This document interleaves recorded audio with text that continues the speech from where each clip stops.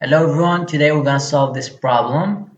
So I'm having an XML file with an XLS and I'm trying to execute them with XML copy editor to convert that thing into HTML, but things doesn't work because I don't know why this program is too old. First of all, you gotta create the XLS file, right? And then after that, you gotta import it here.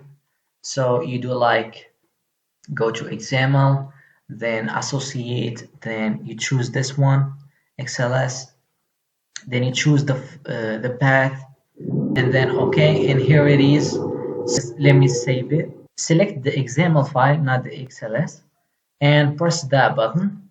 And as you see, nothing has happened or displayed on the page.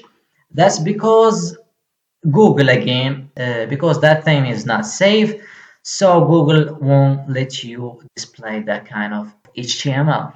So the point is to run it as a server.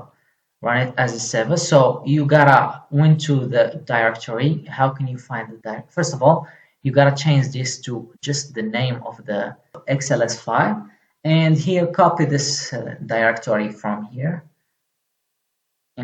Copy this directory, remove these things, and save the file using Control S or this one here. You gotta open this place and then right here CMD, and then you gotta create a Python server. So you must have Python installed. Here is the command that you gotta write, like this one, or use this one.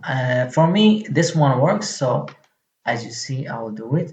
So now we're creating a server in this directory, and we gotta access the XML file from this directory in the browser. So as you see here, I'm opening the localhost and I'm accessing the XML file, which is xs1. And as you see, if I reload the page,